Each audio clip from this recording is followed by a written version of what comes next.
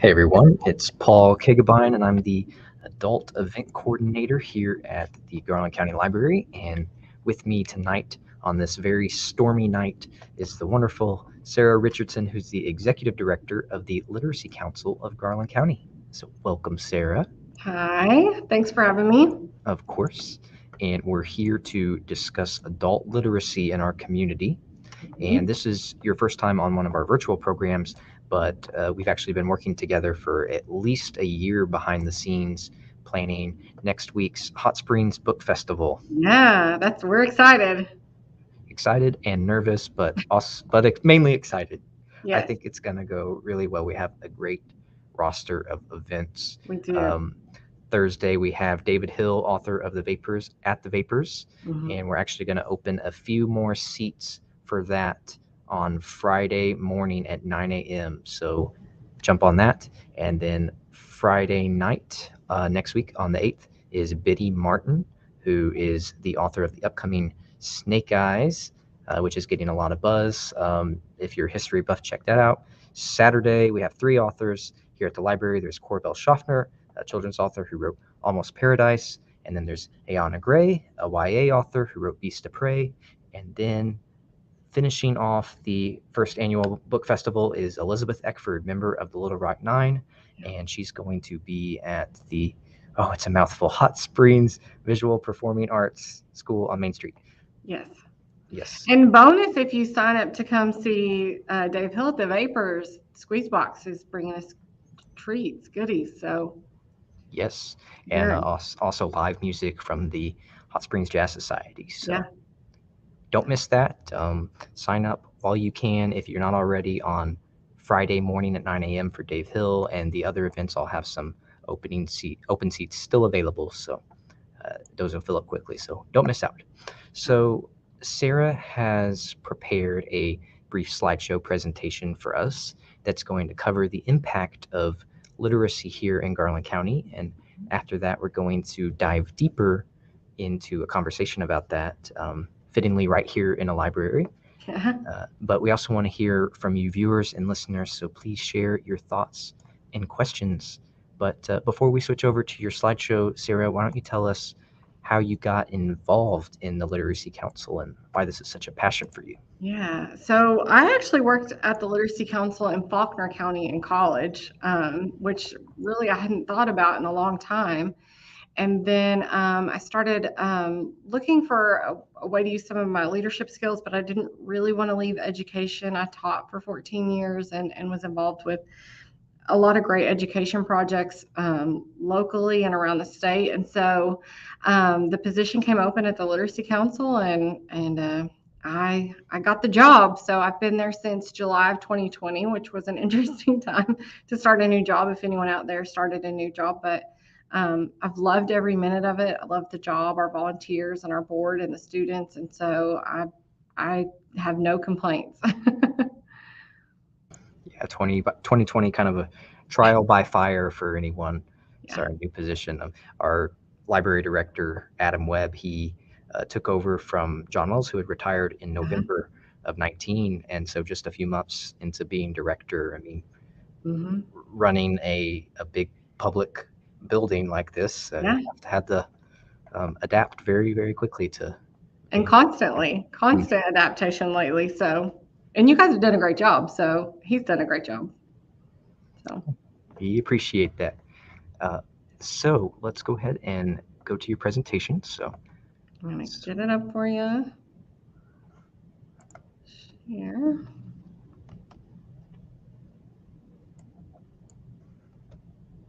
Oh. It's being tricky with me. You clicked away from it. It is unshared. I'm sorry. It's okay. Every time I practice something technological with someone, it goes super smoothly. And then when the pressure's on, then it doesn't work. So is it there now on your end? It is here now. Great. All right. So this is my contact information just right out of the gate. And then my email will be on the last slide for anybody who wants to get it down in our webpage, just right out of the gate for sure. And then that little green box in the bottom, as we're a member of Pro Literacy, That's only something you're going to want to use as a member of the community to learn more about adult literacy. They keep a lot of the research, a lot of the training, a lot of the available publications and journals on adult literacy you can access through their webpage, which can be, if you like to take a deep dive on something, that's a good place to start. So, but what I'm going to share with you guys first is just the basic facts that we have about literacy in Garland County. And in 2018, international study was completed called the PIAC, and it measured the ability of adults to do basic reading, which is literacy, basic reading and writing, and basic numeracy, which would be your basic math skills. And it compares us not only to the United States, but then globally if we want to get really deep into the data. So that's another thing. If you want to take a deep dive and search for the program of for the International Assessment of Adult Competencies, the PIAC, they have an interactive map and a lot of great resources if you're into that kind of data thinking. So that's where this information came from, the majority of it from PIAC or Pro Literacy. So I don't think it's too far of a leap to say that literacy is deeply intertwined with anything our community is facing. Positive literacy rates have positive effects on our poverty levels, our K-12 test scores, how our economy is doing, the crime, other social issues that you can think of, whether it's domestic violence, addiction. Literacy has a part to play in solving those issues that hit every community. And so this is the data they have available comparing us to the county and the state and the country. And then if you wanted to dig deeper, they compare even more data within their skills map and then even to international comparisons. But in 2018, they showed that about 20% of our county is below a level 1. And as a descriptor for level 1 literacy, most of those adults could do basic reading to get them through maybe filling out a form or writing down their address or getting through the grocery store kind of in their own way. It works out to be about a 3rd grade reading level if you're trying to make a grade level comparison. You can see we're doing better than the state, which is good news, right? You always kind of want to be a little bit ahead of somebody, and even a little bit better than the national average according to that assessment. So it's still not really where we'd like to be as a community. We have such a great focus on literacy in our community. The schools do a great job. We have the most phenomenal library, I think, and even groups like the Chamber of Commerce are aware that this is part of what we need to grow our community from every aspect. So, and then these other statistics are some data that tend to be correlated. So our poverty rate in the county is 19%, and the research shows about 45% of the people in poverty struggle with low literacy in their household. And that the high school graduation rate being 84%, we know some folks get out of high school still with only the basics, but there's still a correlation between if you don't finish high school, there's a really high chance you're not reading very well, especially not to get more than a basic job. And then violent crime can be reduced with literacy as well, especially recidivism back to prison. So that's all some of the starting point of where we're at with what we know about our community. And I didn't bring the data on the math skills, the numeracy part, but I can tell you it's 31% of the adults in the county are below level 1 numeracy, which works out to be a 3rd or 4th grade level. So that's kind of a starting point of where we're at in the county. And you interrupt me if I am going too fast or you have a question. So that amounts to about 1 in 5 adults, which you could probably do the math of that. And what I said before, about 43% of the adults with the lowest literacy level, and I have a typo there, that should say 84%, have a high school credential And that includes a GED though. So you are including the adults that went back and got their GED, or people who had to take a break from high school and finish their GED.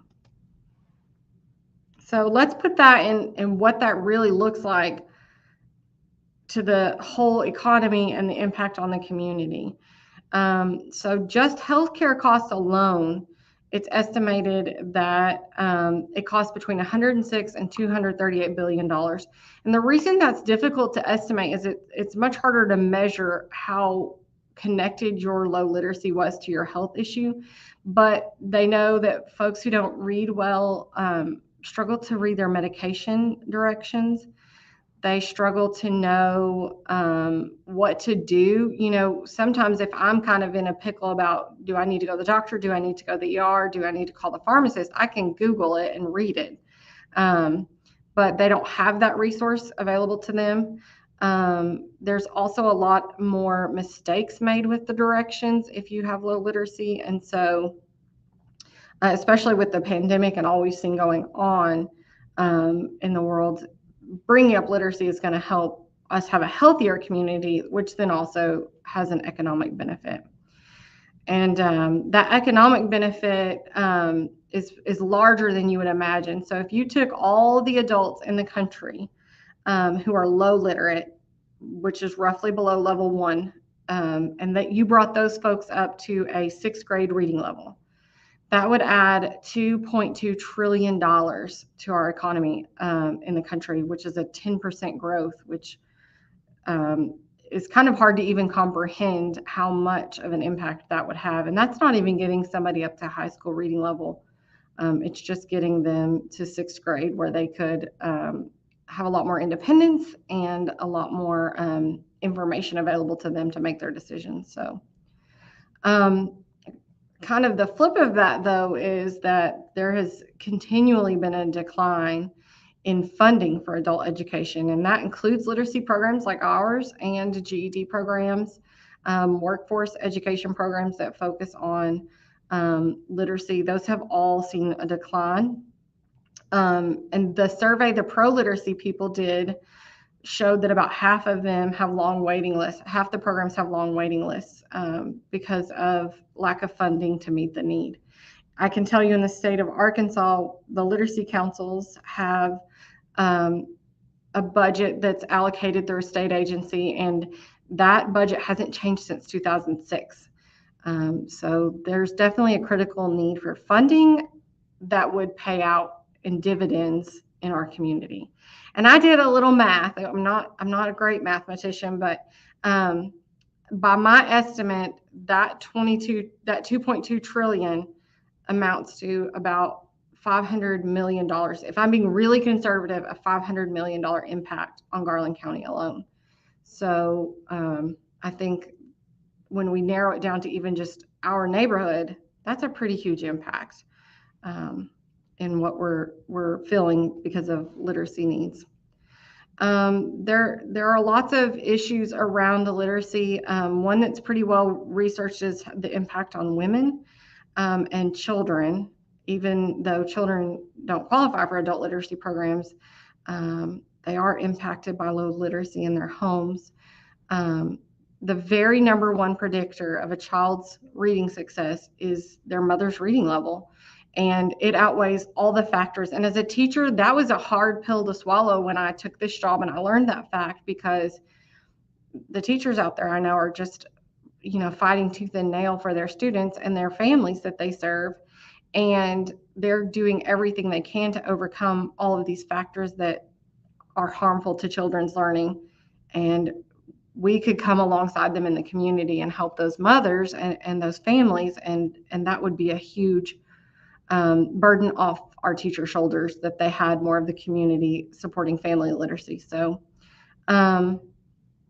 globally, about 2/3 of the women worldwide are illiterate. That's just an interesting fact that puts a little perspective, and we do have opportunities here that a lot of places don't. And then when you compound it down to the smallest level, women with low literacy are significantly more likely to experience some kind of domestic abuse, whether that's violence, verbal and emotional abuse, or like financial control abuse type things. And so, um, like I said at the beginning, this has a lot of power to change the course of someone's life, and empower people in our community.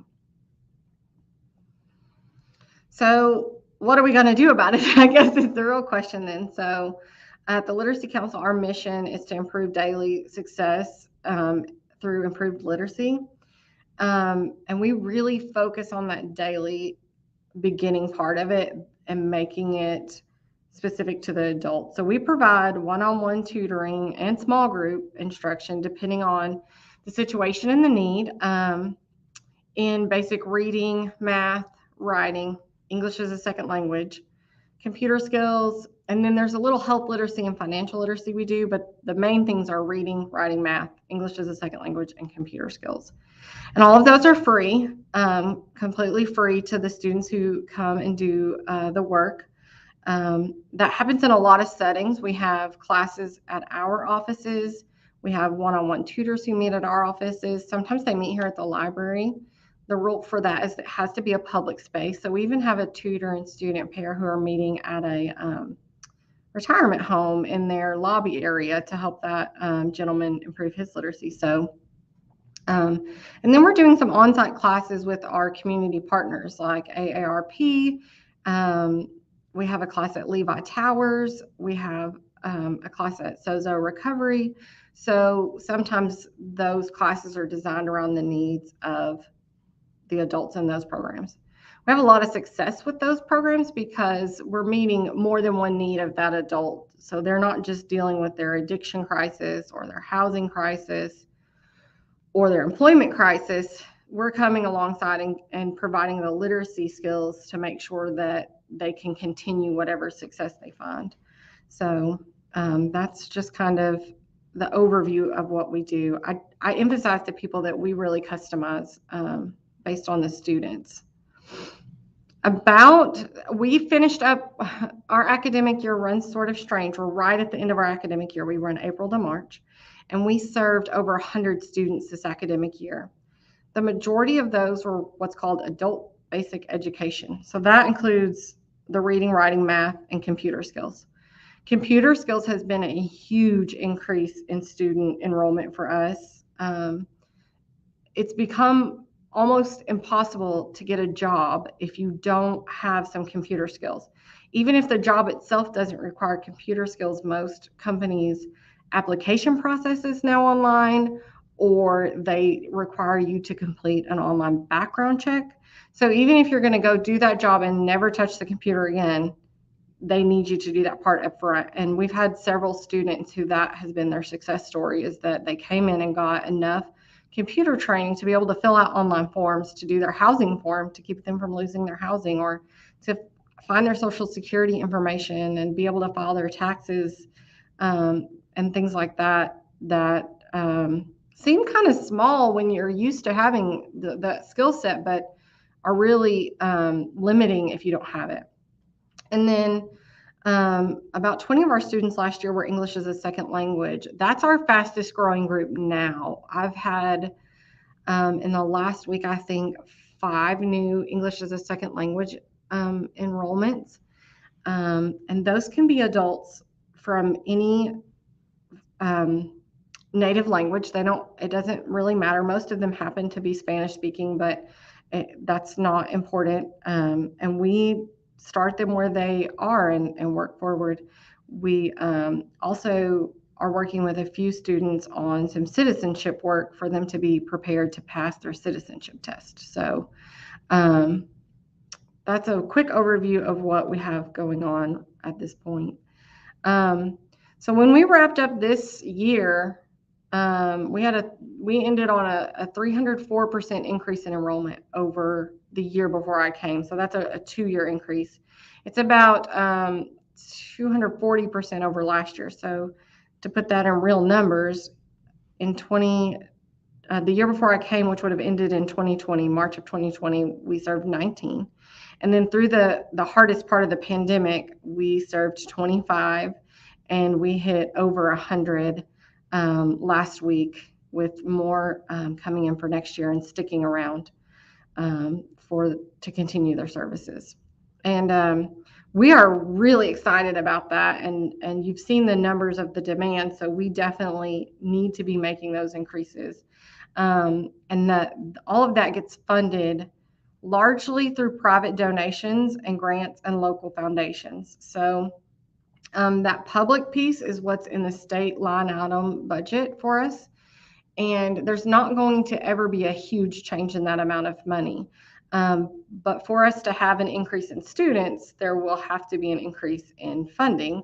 And the community has stepped up to that so far in the local foundations like the Hot Springs Community Foundation, the Giving Circle, the local banks have been very helpful. And then more and more as the community is learning about us and what we're doing, and they see that we are having a lot of success, we're hearing from private donations and just local support like that as well. So I don't have a fun slide for this. We have some great fundraisers coming up. We're going to have a yard sale. Well, we're selling the t-shirts at the book festival, and we're going to have a yard sale in May. And then we're going to have a rubber duck race in June. We're going to sell, well, it's really July 1st, and we're going to sell the ducks all of June, kicking off at the running of the tubs, the downtown. So stay tuned. Make sure you're following us on Facebook or on our newsletter or our email list to hear about that, because that's going to be a whole lot of fun. We're really excited about that. So a big question I've been getting asked a lot lately when I go speak to groups is, what do I do if I meet somebody who needs to come learn English, or they need to come learn how to read or get started on their math skills so they can go start on their GED? Because that can be an awkward conversation, and that can be something you don't want to embarrass somebody, because they probably do feel a lot of embarrassment around it. And it's really not important so much how the person got there. There are a lot of possible causes of an adult not being able to read. Maybe they had a lot of family crisis as a young person. Maybe they moved schools a lot and just got missed in the system. Maybe they were in a failing school system, 20, 30 years ago even. And so sometimes those adults kind of internalize that and look over their shoulder like, I should have done this already. I should have learned this already. But the things I would say are, first off, just like try to keep it casual. If at all possible, maybe throw it out there in a whole group. Like if you're the hiring manager and you're speaking to a whole group, just say, hey, I learned about the Literacy Council. These are the things they offer. I'm going to lay some of their information out front with a phone number or whatever, but that's how you can get in contact with them if you need any of their services. Because sometimes you planted a seed and they'll come back and get involved with us. If you know the person a little better, you can be a little more specific, that, you've sometimes you as the friend coming to meet us and coming with them to that first appointment, as long as they're okay with it and they don't feel like it violates their confidentiality, can be a little bit of a help, just a familiar person to take on this tough goal. And then I like to reinforce to our adults when they come in this idea of a lifelong learner. I consider myself a lifelong learner. A lot of people are learning something right now. Maybe you're learning to crochet, or you've taken a new job, or you want to cook a new recipe. That's just part of being a functioning adult, is you're usually learning something new. And so this would be no different than if I wanted to learn, to fix my transmission. It's just something I would have to learn from scratch with a lot of help. And so it's not really different than those things. And focusing on those skills those adults already have, like they can fix a transmission or they already speak another language, is a good way to honor the things they already know, and that they have gathered this collection of skills that have carried them this far without this skill that we all rely on. If I don't write it down, I've forgotten it. And so just the skill set these adults have and honoring that, it's just part of continuing their learning. We do this pretty seriously in our office, and then helping the adults see that is to stay goal focused. Um, People will come in and say, I want to learn to read. But if you spend a little time talking to them, they'll say, oh, well, I'm trying to get a better job, or I want to start my GED, but I couldn't even read the test to get started. Or, and I'll tell you kind of a simple one, but we had a gentleman who was wanting to learn English come in, and his English was very lacking. He had almost none. And so his most frustrating experience on a day-to-day basis, other than he couldn't communicate at his job and all those big things you think about, was when he would go to order his lunch at a fast food restaurant, he didn't know how to tell them how he wanted it. So he could he could say number two, but if they tried to upsell him, or if they said, do you want tomato on that? He didn't know how to fix that. And so every day he was just kind of picking through his lunch, to make it the way he wanted it. And so the first couple lessons, they figured out at least he could get his lunch the way they wanted it. And so sometimes just having that small success of a goal you had gets somebody hooked and gets them in, and they're ready to run with it, and buys a little buy-in when they've been so frustrated with all that they've been facing. I would assure anybody who calls us that our information is kept extremely confidential. Everybody, any volunteer, even if they're not working with students, signs a confidentiality pledge. We keep files ultra confidential. It's something I bring up every time I meet with tutors and volunteers, that your information is safe, and this is a safe space, and that we're pretty flexible. We have people who want to meet on the same day of the week at the same time, and we find a tutor who's available then, or they need to meet virtually, and we have some tutors who prefer to do that, and then, or they need to meet where their kids are. We have a couple of on-site childcare classes, and so we are really flexible. One way we're looking to improve our flexibility in the coming year or two is more places where tutors and students can meet out in the county, like in Jessieville or out at Royal or places like that, so people don't have to try to make it into town. And then truthfully put the responsibility on the council. If the adult is willing to have you send us their information, or if you call me and say, hey, could you come to my office and talk to my staff, or you want to put the responsibility on the council to follow up, we find that a lot of adults right now are overwhelmed. I mean, regardless of what you're doing in life, the world is a little overwhelming right now. And when somebody follows up with you and reaches out and says, hey, we want to help, that's very welcoming, number one. And number two, it's very hopeful. And so if you have an adult who's interested and you want to say, hey, could I call them and give them your phone number? Or could I call them and set up an appointment for us to go meet with them? That is definitely a great step in taking some of the weight off their shoulders, and putting it, where we can manage some of that task for them.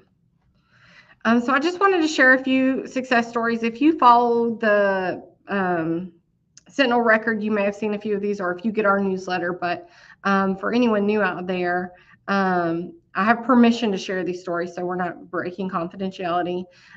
This lovely lady, Ro, came in, and she's a very experienced cake decorator. She had an entire portfolio, but she really couldn't get through the application process. And like I told you, filling out the online forms and uploading the scanned documents she needed, and making sure she could, they had a clock-in system or something like that on her smartphone she needed to be able to use. So we helped her get that set up, and now she's a full-time cake decorator, and she is a lot more independent and very happy. If you ever get a chance to run into her, she's loving what she's doing and independent. And so this person, she's now on our board actually as a student representative.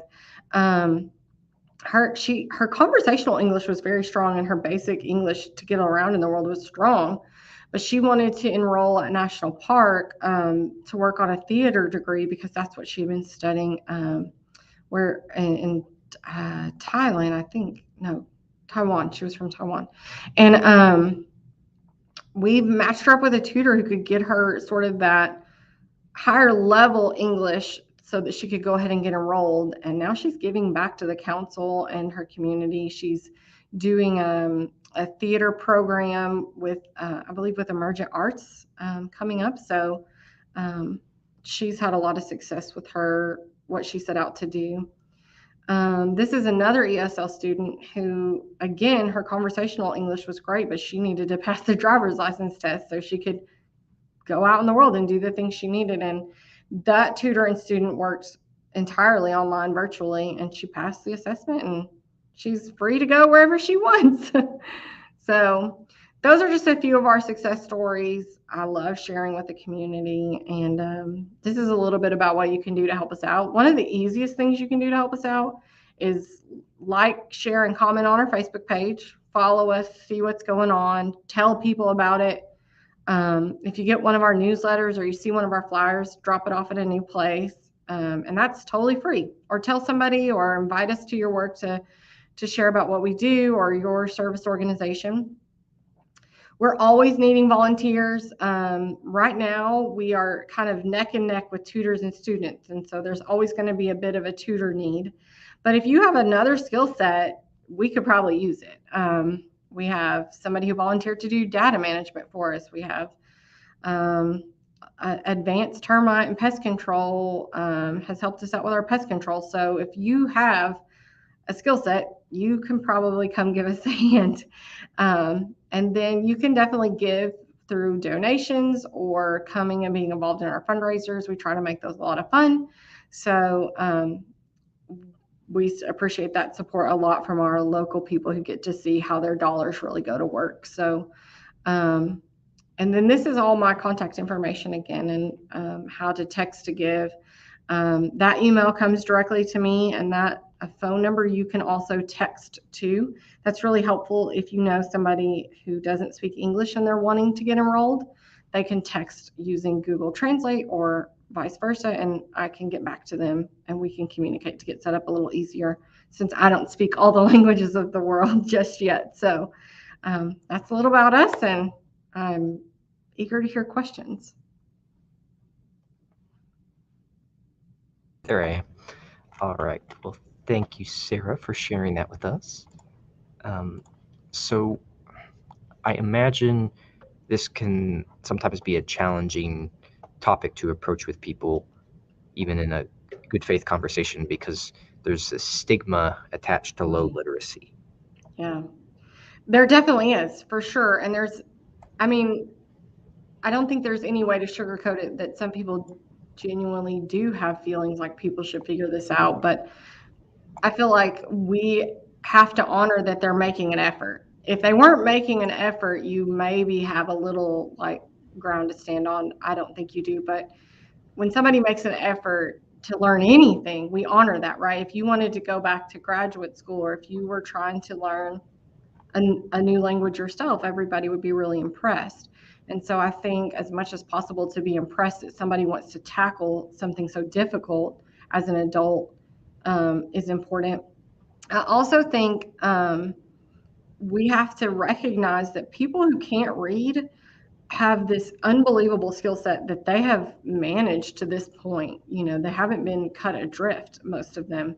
They have managed through typically an exceptional memory, and oftentimes great mechanical knowledge, a way of making things work without relying on books and paper. And so I think reframing our thinking about that is one part of it. And when you hear somebody saying like, oh, they can't even read, well, I mean, you can read, and I get lost, you know, I lose my stuff and I can read. I can't even keep up with my planner half the time. I'll have it all written down there, and I still don't do all the things on the list. So I think finding ways to honor what people's talents are and recognize that they have a skill set that clearly we're lacking or haven't even tried to use is really important. And that's probably a good point for the tutor to make a connection on, like, hey, you can teach me something just as well Yeah. as I'm teaching you. And that Yeah. And, probably a boosts the lot of people, confidence. go ahead. I said that probably boosts the student's confidence, knowing like, hey, I might Yeah. have my own skills. So a lot of my tutors tell me once they get going with their students, they learn a lot from them. Whether it's they learn about what it's like to be an immigrant or how that person copes. A lot of our most successful tutor-student relationships, they end up kind of being friends, maybe not in a really, we go out and have lunch together kind of way, but they build a relationship and get to know each other. And that tutor, you don't have to be a teacher, you just come in and we train you and we get you the materials. And it's a little bit of a trial and error process because we assess the student, but you're going to get in there and find out we have this book, but what they really need right now is to study this safety manual for work, or something like that. So, and that's what we're here for, is to support that process of, okay, what does success look like for you and your student, and how can I help you get your student there? And then, we just keep supporting that process until they both feel successful. So, When you started, did you have any misconceptions yourself about people? well, I think when I started in college, I did, I was young, first of all. I had kind of trial by fire that process, that I guess I had in mind that all the adults that came to you who were illiterate, you would know that they couldn't read. They just wouldn't be able to read anything. But that's really not the case. Most of the adults that are struggling with what we would call illiteracy have some literacy. They can get through basic words. They probably fool most people. I've met a number of people in the community who work with individuals who would be in these high risk categories, and they tell me, I've been doing this 20 years. I've never met somebody who can't read, and that just simply isn't possible, because the numbers are too high. I mean, statistically, it's just not possible for you to have been with these high risk populations for so long and not met them. It's just one of those things, like learning to pick up on the clues. And there's a lot of them, like they always forget their glasses, so they can't read it because they don't have their glasses. Or oh, I have to go, I'm going to take this form with me, and then they bring it back and it's filled out, and you don't really know if they filled it out or a friend helped them out that they trust. I will say, unfortunately, and this is kind of another clue, is that a lot of people in these situations get taken advantage of, especially English language learners. So if you notice a friend who seems to be getting scammed a lot by things that come in the mail, or they're having to pay a fee for something and you're like, I don't think that's real, that might be a signal that we're missing something here. And that's one of the parts about the computer skills missing, is you're more likely to get scammed on the internet if you don't know the basics of how it works. And so that's another hint to pick up on. So you started, you talked about how lack of literacy skills originates in childhood and can be caused by any number of factors. Mhm. What actions are being taken to be proactive about preventing that? Well, you mean outside of what we do? Well, for sure, I see a lot of great things. You guys do a lot of great things with your summer reading programs, with all of your access that you guys do, the bookmobile. That's a huge part of it. The Dolly Parton Imagination Library, I encourage everyone who can sign up for that to sign up. They will send free books to every kid under the age of 5, regardless of, they don't ask any income questions. They don't ask anything other than what's your mailing address and how old are the kids, and do you need Spanish language books? And so they send those out. The last time I saw them, they had like 4,000 families that are kids. They were individual kids that were sending books out to.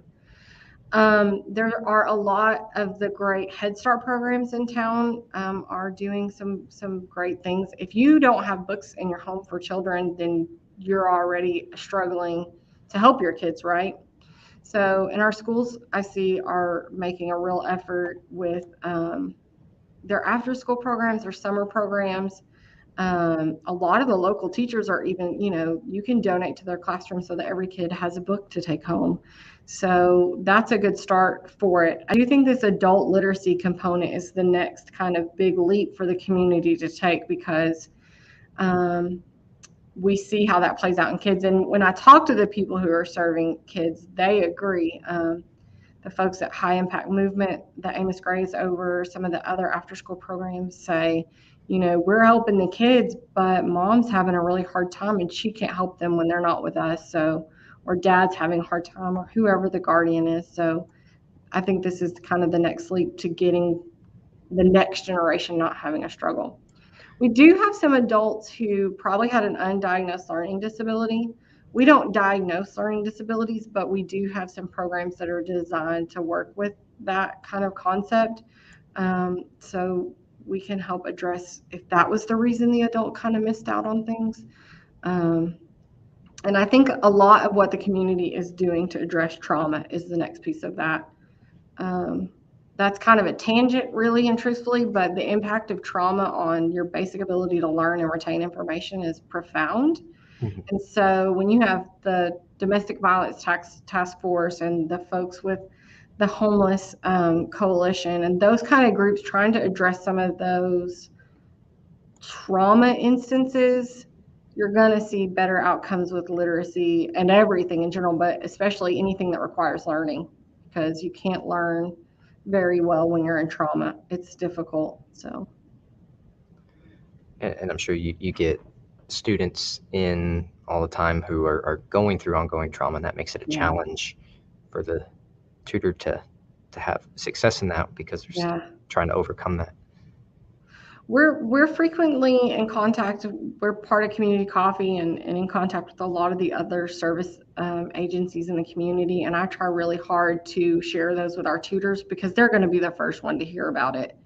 It's rare that the person doing the intake or me or the folks who just kind of meet the student in the beginning hear about that right out of the beginning, but the tutor typically does. Mhm. And again, I encourage them always to let me know and I can connect you. That will be kept confidential. I will say, well, here, call this resource. They can help. Another way we're kind of addressing that I already talked about, but is meeting people at their trauma. If they're at a rehab facility for drug addiction, that's the addiction facility's expertise, and they're going to do a wonderful job with that. And if we can come alongside and give them a skill set so they have this confidence and this new ability when they leave there to forge a new path, we're dealing with two problems at the same time and preventing two problems at the same time. So that's always a win. Is it an extra challenge when you have someone come in who's a parent themselves and they don't want to pass on, Yeah. they want better for their child than they experience, but Yeah. So that's great motivation, though. One of the things we run into, adults have a lot of obstacles. Kids have to go to school. Kids have to do certain things to some degree, but with adults, those obstacles get very heavy. And so having something like, I want to do better for my children, or I need to get a job when I leave the rehab facility, or they told me I could get this promotion if I can pass this safety exam, that is a really powerful tool to keep the adult engaged, because otherwise the things that make us cancel, when I'm like, I'm not going to my thing, I'm not going to go to my book club or whatever, that's going to happen to them. They're going to get overwhelmed. They're going to feel like it's not important. And so having a child in the home that they're wanting to support is important. And we're in the process of starting more partnerships. We have one partnership where that group is serving the children at Hot Springs Child Care. While those kids are in care, we have a class going for English as a second language parents to come while their kids are being taken care of and they can focus. And we're looking to add on more of those in the coming year if the funding comes through. So um, whatever we can do to meet that adult where they are is going to be the most powerful tool. So you often hear of the success stories because people are quick to take pride in Yeah. being the first person in their family to graduate college or sometimes even high school. But the success stories, you're going to hear about those, but all those who continue their generational trends probably aren't going to speak up about it. Right. Or they're not going to speak up in it about it in a way that is very it's not going to be, we have this trauma that happens generationally because we don't value reading or we didn't break the cycle. It's going to be an outreach to addiction centers, to homeless centers. It's going to play out in a way that doesn't highlight literacy. It's not going to highlight that they can't read. It's going to highlight that they're in a domestic violence situation. It's going to be a real trauma And looking beyond the for those reading. And cues, like so, you said. yeah, that's how they're going to cry out. And then, that just feeds a cycle. And so, um, yeah, you don't hear a lot of people just openly talk about how illiteracy has affected generationally their families until they broke it. Um, but those people who will share their stories, that's powerful. That's really powerful stuff because um, that's brave. That's really brave to break out of that cycle and do something about it. So, Right. And then it's communicating in a way that works for them that these resources like the Literacy Council are available. right, right. And, that's the best thing that's happened lately is we have had quite a few people have at least a small success. Maybe they're not finished with our program. Maybe they're not as far as they want to be, but even a small success. I went to a meeting one day that of a group of people I see every couple of weeks, and I said, I just met a guy who came in my office in tears. He was sweating from stress. It was not hot outside, and he was overwhelmed, and he was about to lose his housing. And we spent about 2 sessions with one of our volunteers getting his housing paperwork straightened out. And now he comes in smiling. He comes for some lessons. He's not super consistent. He has a lot of obstacles, but sometimes just like preventing this specific home crisis, we didn't bring someone off the streets, but we kept them from getting there.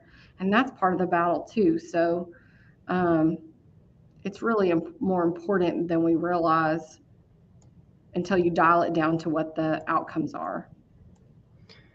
Do you have any figures for the success rates for someone who has seeked out a literacy council or any other adult Hmm. education programs?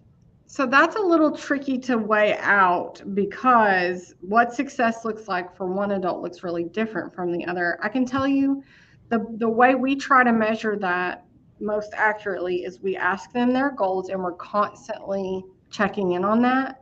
And so what we have in the system is that every student has at least one goal set, and we try to be as specific as possible. Not just I want to learn to read.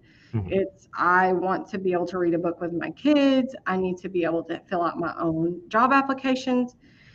And we track whenever they meet one of those goals they've met. And last year we had 56 goals met. Now, some individuals met more than one, and some individuals didn't meet any. But that to us is what success looks like. Were you able to accomplish something that was important to you because of the skills we gave you? Right. Um, that's the best measure I have. The other predictor, as you would probably guess, is do they stick with it or not? Because if they don't stick with it, um, it's you don't have any success. Right. Yeah, that makes a lot of sense. I mean, that's having a real strict, overwhelming curriculum is why a lot of very literate Yeah, people don't drop out of college or, right, so taking that pressure off and showing them how it benefits them directly seems right, like a great goal to me. yeah, Um, I speak as someone, personally invested in libraries, of course, but a library truly is a wonderful and free and potentially infinite resource for right, contents of all kinds, educational and entertaining. But when a person doesn't know how to take advantage of that content, it being free and yeah, available doesn't mean anything for them. So having a partner in the community like the Literacy Council who can Right. help them discover everything, not just libraries, but job opportunities and Right. so much more. Well, and I'm glad you're an advocate. I applaud you guys for being so involved in not just books because, even audiobooks are at least an entrance level to stories and this whole cultural piece we have of stories and information that even if you can't actually read the words, if you can listen to it, that's information, that's involvement. And so I think you guys do a really great job of thinking outside the box, of making sure everyone in the community has access to information and resources and the things that make us human and humanity. So I really appreciate that you guys do that. Thank you, and right back at you for everything you do. Let's talk about other kinds of literacy, like digital literacy, financial literacy. Uh, what are the challenges and differences with that compared to traditional literacy?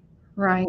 So interestingly, there's not a lot of as much stigma as to say I have no computer skills. So Mm-hmm. we've had a huge influx of people looking for computer skills or how to use their smartphone. And so, Will you even see some people that are proud not to say, oh "Oh, yeah, I've never for touched sure, this." yeah. Yeah, I've made it 30 years without this right. thing, and now I can't even make a doctor's appointment or whatever the particular obstacle is. Um, but when you really think about it, when I sit down with adults and try to help them when it's kind of my day to teach or it's one of my people, I say this is like learning a new language. It's not just reading. You have to learn the language of computers and that they don't work, the way a book works always. You don't have to read it left to right and up, down every time. They're different. And so, I think that's a helpful thing for adults to think of, but putting down some of that fear of the technology is also a really important first step. That you know there you there are ways to be safe. There are ways to be sure you know what you're doing. I think is a big part of it for those adults because when you boil right down why they've avoided it, there's usually a fear of safety or a fear of failure or embarrassment type thinking. So, and like I said, when we restarted our tech classes last summer. I really thought it was going to be a small group of people, but it has been enormous and wide ranging of what they needed to know, where they were starting from. And we teach everything from here's a mouse, here's a laptop, here's a desktop to Microsoft Word and how to use social media and things. And our program, if they use it appropriately, if they're successful, will print a certificate that they can take to an employer or wherever they need to go to say, I'm not just telling you I know how to work Microsoft Word. I have proof from a third party that I can do Microsoft Word or Google Sheets or whatever that thing is. So it's been really empowering, like I said, for a lot of people, but I've been surprised by how many of them there were. Is it a extra hurdle to try and teach someone multiple skills at once that may not be directly related? It So say, depends. So we have an AmeriCorps member. Her name is Jimmy, and she's phenomenal. She's ultra experienced, and she has to include some health literacy. That's part of the grant process that allows her to work with us. And so she just incorporates that in really easily. The passage they're working on, one of them will include a little bit of health literacy, or she'll go over a bit of vocabulary about um, how to make an appointment with the doctor or what an injection is versus a pill, with her ESL students. With the financial literacy, I'm going to be totally transparent. We haven't had a lot of people stick it out. The United Way does some as well, and a couple of other of the credit unions in town, and they tell me it's been similar for them to do these kind of spot classes on financial literacy. So we're kind of trying to look for ways to incorporate those into lessons that our tutors could give. Um, that if their students like, I don't even know what a budget is, well, let's take a pause and do a few lessons around a budget. because there's still a lot of literacy around learning words and vocabulary and how to read a bill that you could still use in that. And so finding ways to incorporate those into whatever your other skills are is really going to make a difference. Do you have any stories that stand out to you during your time as a director? Oh my. I mean, I shared the big ones. I really, it's the little moments that get me sometimes, like, because I get kind of lost in the big of it and the writing the grants and the things like that. But we're still small enough, I get to see the day to day. And so when a tutor's like, oh, we pulled this off, or we finally got in a groove, or they call me to get to say, I mean, I hate to admit it, my student's ready to fly. They don't need me anymore. And, it's kind of those little moments that really make you go, okay, this is working. And even if it's not a student that's necessarily ready to fly, we had a gentleman who really needed to work on some math skills. He couldn't get a job. And it's sort of strange, but he got a volunteer job, which was a huge step for him. And the pride he has felt coming in every week and telling us how that volunteer job is going I mean, he's still working on his skills, but seeing his confidence and that he had something that he looks forward to has been huge. So Great. Well, how about in a nutshell, remind us about all the services you offer and where okay. they can contact you and learn more information. Okay, so I think is that my contact information still on the screen? It is now. Okay. So that's how you can get a hold of me. We do basic reading and writing. Those usually come together, but not always. Math, English as a second language, computer skills, and then we have some health literacy and financial literacy. And if you'll keep an eye on our webpage or our Facebook page, especially our Facebook page, because that's where the updates get put quickest. When we have a health literacy class or a class that's of interest, it'll pop up on there and you can come be involved. Or if we have a tutor gathering and you just want to come find out, it'll be on the Facebook page or the web page. So. And what are your biggest needs? How can people help and volunteer? And I'm going to always need tutors because tutors move away or there's not a good fit for this new person who came in. And sometimes you may be waiting a little while for a good fit student. I definitely need volunteers for fundraising. It's like the duck race that we're having. I'm going to need quite a few volunteers for that. We've graciously been given a vendor space at Bridge Street Live all of June and a couple other places, but that takes manpower. And so if you just like getting out there and talking to the public and going to these events, then that's a good fit for you. Or if you just have a skill set, I need somebody to paint, or there's always somebody I need to mow. So whatever volunteer thing you feel comfortable with, I'll find a spot for you. And then, or you can call me or email me and I'll get you plugged in. All right. Any final remarks or anything else you'd like to share?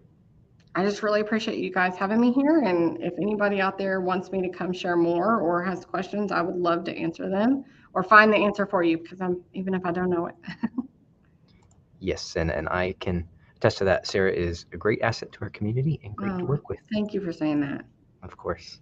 And reminder for those that are still here at the end, Hot Springs Book Festival is next week. As of this recording, if you're watching this in the future, it may have already passed and was a great success.